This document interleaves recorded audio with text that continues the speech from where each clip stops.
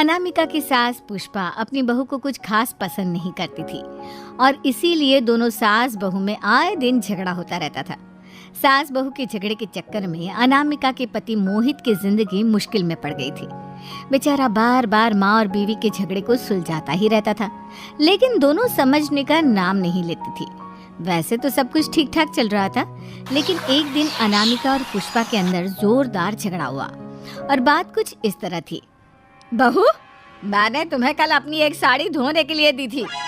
हाँ मम्मी जी, वो साड़ी धोकर मैंने आपकी अलमारी में रख दी है। उसी की बात कर रही हूँ मैं। जरा देख तो, इस साड़ी को देखकर किसी भी तरह से लगता है ये धुली हुई है।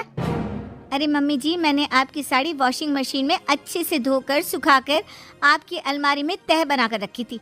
आपके तो नखरे खत्म ही नहीं होते। अरे कैसी बात कर रही है मुझसे? मेरे नखरे? अरे मोहित, जरा ये देख तो, ये साड़ी धुली हुई लग रही है क्या?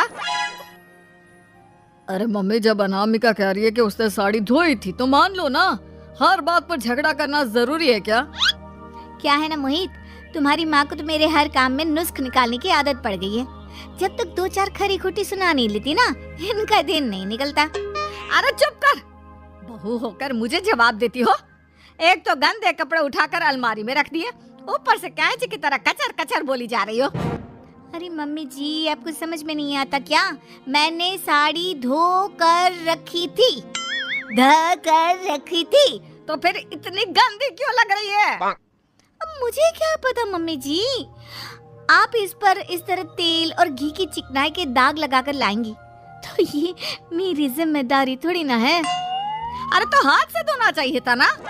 मैं आपकी बहू हूँ, नौकरानी नहीं जो एक कपड़ा रगड़ रगड़ कर हाथ से धो दूंगी। आपको पहननी है तो पहनिए, नहीं तो रख दीजिए। तुझे तो मैं अच्छी तरह बताऊंगी, मुझे जवाब देती है। एक दिन सुबह के वक्त, अरे अनामिका, मेरी व्हाइट शर्ट कहाँ है? आज ऑफिस में बहुत बड़ा प्रेजेंटेशन है और मुझे वो व्हाइट शर्ट पहन कर जाना है। मुझे पता है, आपने मुझे 2 दिन पहले ही बता दिया था और आपकी शर्ट मैंने धोकर अच्छी तरह आयरन करके अलमारी में लगा दी है। जाइए वहां से ले लीजिए। अनामिका, ये तुमने क्या किया? ये देखो, शर्ट पर लिपस्टिक का दाग लगा हुआ है और ये तो एक जगह से जल भी गई है। नहीं नहीं मोहित, ऐसा नहीं हो सकता। मैंने तो तुम्हारी शर्ट ठीक से इस्त्री करके अलमारी में लगाई थी। तो फिर ये जल कैसे गई अपने आप? अलमारी में लटके लटके थोड़ी ना जल जाएगी। पर मोहित, मुझे अच्छी तरह याद है। देखो, अपनी गलती को छुपाने की कोशिश मत करो। और अगर शर्ट जल भी गई थी तो तुम्हें पहले बताना चाहिए था ना, मैं नई शर्ट लेकर आ जाता। अब ऐन वक्त पर शर्ट कहाँ से लेकर आऊं? मेरा इतना इम्पोर्टेंट प्रेजेंटेशन था, सब खराब हो जाएगा। अरे बेटा, क्यों परेशान होता है? ये देख, मैंने तेरे लिए पहले से ही एक नई व्हाइट शर्ट ला कर रखी है। लेकिन मम्मी, आप मेरे लिए व्हाइट शर्ट क्यों लेकर आई? अरे मुझे पता था तेरा प्रेजेंटेशन होने वाला है और अपनी इस बहू पर तो मुझे बिल्कुल भी भरोसा नहीं। क्या पता मेरी साड़ी की तरह तेरी शर्ट भी गंदी करके रख देती। और देख, वही हुआ ना। बेटा, सारी टेंशन छोड़ और ये नई शर्ट पहन कर जा। थैंक यू मम्मी, आज तो आपने बचा लिया मुझे। कुछ दिनों के बाद, अरे अनामिका, जानती हो, ऑफिस में मेरा जो दोस्त है ना अमर, आज उसका बर्थडे है और उसे तुम्हारे हाथ का चॉकलेट केक बहुत पसंद है। थोड़ा सा बनाकर टिफिन में रख दो ना प्लीज। हाँ हाँ, क्यों नहीं, मैं बहुत अच्छा केक बनाकर आपके दोस्त के लिए रख दूंगी। तुम्हारे हाथ का खाना खाकर तो वैसे ही मेरे ऑफिस के सारे लोग इतनी तारीफ करते हैं, क्या बताऊं। आप प्लीज एक अच्छा सा केक और बना दो, मेरी तो ऑफिस में शान बढ़ जाएगी। अनामिका केक बनाने के लिए रख देती है। पुष्पा चुपचाप जाकर उस पे ढेर सारा नमक डाल देती है। देख अमर, तेरी भाभी ने तेरे लिए चॉकलेट केक बनाकर भेजा है, तुझे बहुत पसंद है ना? यार, तू बहुत किस्मत वाला है, भाभी इतना अच्छा खाना बनाती है और साथ में केक भी। वैसे भाभी को थैंक यू बोलना। थैंक यू बाद में, पहले तो ये केक खा कर देख, बहुत मेहनत से बनाया है अनामिका ने। अरे यार, इस केक में तो बहुत सारा नमक है। लगता है भाभी ने शक्कर की जगह खूब सारा नमक डाल दिया है। अरे मोहित, तू तो अपनी बीवी की कुकिंग की बहुत तारीफ करता फिरता है। जरा पूछना अपनी बीवी से, केक में नमक कब से डलने लग गया? क्या यार, तुझे भी मेरा ही जन्मदिन मिला था बिगाड़ने के लिए। केक नहीं लाना था तो मत लाता, कम से कम मुझे इस तरह नमक वाला केक तो नहीं खिलाता। अरे नहीं यार, अनामिका ऐसा नहीं कर सकती, जरूर कुछ गड़बड़ हुई होगी।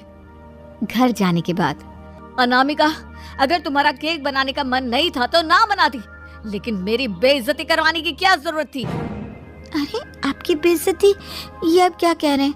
मैंने तो सुबह आपको इतने अच्छे तरीके से केक बना कर दिया था। हाँ, लेकिन उसमें इतना सारा नमक डाल दिया था कि आज ऑफिस में मेरा अच्छा खासा मजाक बना है। मेरे सारे दोस्त हंस रहे थे मुझ पर। अरे बेटा, मैंने तो तुझे पहले ही समझाने की कोशिश की थी। एक नंबर की गैर जिम्मेदार है ये लड़की, कोई काम ठीक से नहीं करती। उस दिन भी गंदी साड़ी रख दी थी मेरी अलमारी में और झूठ बोल रही थी। कुछ दिनों के बाद, अनामिका देखो, मैंने अपना लैपटॉप चार्जिंग पर लगाया है, उसे अच्छी तरह चार्ज होने देना। मेरी एक अर्जेंट मीटिंग है, प्लीज बीच में से हटाना मत। हाँ हाँ ठीक है, मैं नहीं हटाऊंगी। पुष्पा चुपचाप से जाकर चार्जिंग का बटन बंद कर देती है। थोड़ी देर बाद, अरे ये लैपटॉप चार्ज क्यों नहीं हुआ? और ये बटन किसने ऑफ कर दिया? अनामिका, इधर आओ। क्या हुआ? क्यों चिल्ला रहे इतना? अनामिका, मैंने तुमसे कहा था ना, मेरा लैपटॉप चार्जिंग पर लगा हुआ है, मेरी अर्जेंट मीटिंग है। तुमने इसका स्विच ऑफ क्यों कर दिया? अरे मैंने ऐसा कुछ नहीं किया, मैं क्यों स्विच ऑफ करूंगी? कुछ दिनों से देख रहा हूँ अनामिका, तुम मेरा हर काम बिगाड़ देती हो। देखो, ये अच्छी आदत नहीं। कम से कम तुम्हें इस बात का तो ध्यान रखना चाहिए था कि मेरी कितनी इम्पोर्टेंट मीटिंग थी। अब क्या करूंगा मैं? आई एम सॉरी मोहित, लेकिन सच में मैंने जानबूझकर कुछ नहीं किया। अगर जानबूझकर नहीं किया तो क्या सब कुछ अपने आप हो जाता है? कभी मेरी शर्ट जल जाती है, कभी केक में नमक डल जाता है। आप मेरी बात क्यों नहीं सुनते? मैंने जानबूझकर कुछ नहीं किया। फिर से वही बात। अरे कितनी बार तुम्हें समझा चुका हूँ, इस तरह मेरा काम बार बार मत बिगाड़ा करो। तुम जानती हो मुझे कितनी प्रॉब्लम होती है। ऑफिस में तो पहले ही बेइज्जती करा चुकी हो, और अब ये मीटिंग, ये भी मेरे हाथ से निकल गई। अनामिका की समझ में कुछ नहीं आता कि आखिर उसके साथ ये सब क्या हो रहा था और क्यों हो रहा था। फिर कुछ दिनों के बाद मोहित अपने ऑफिस से कुछ फाइल लेकर घर आता है। अनामिका, ये कुछ फाइलें हैं, इन्हें संभाल कर रख दो, और प्लीज इस बार ध्यान से, कोई गड़बड़ी नहीं होनी चाहिए। नहीं मोहित, कोई गड़बड़ी नहीं होगी। मैं सारी फाइल्स अलमारी में लॉक करके रखूंगी और चाबी अपने पास रखूंगी। अनामिका, जरा अलमारी की चाबी तो देना। क्यों मम्मी जी, आपको क्या काम है? उसमें मोहित की जरूरी फाइल रखी है और मैं नहीं चाहती कि इस बार कोई भी गड़बड़ हो। पता नहीं कुछ दिनों से हर काम खराब हो जाता है। अरे मुझे उसमें से पैसे निकालने हैं और उसके बाद ले लेना अपनी चाबी। मैं खा नहीं जाऊंगी तुम्हारे पति की फाइल। अनामिका को अपनी सास पर शक होता है। चाबी देने के बाद वो चुपचाप छुपकर अपनी सास की हरकत देखती है। ये फाइलें उठाकर डस्टबिन में डाल देती हूँ, फिर देखना कैसे मोहित इसकी खबर लेगा। इस बार तो छोड़ेगा नहीं इसे।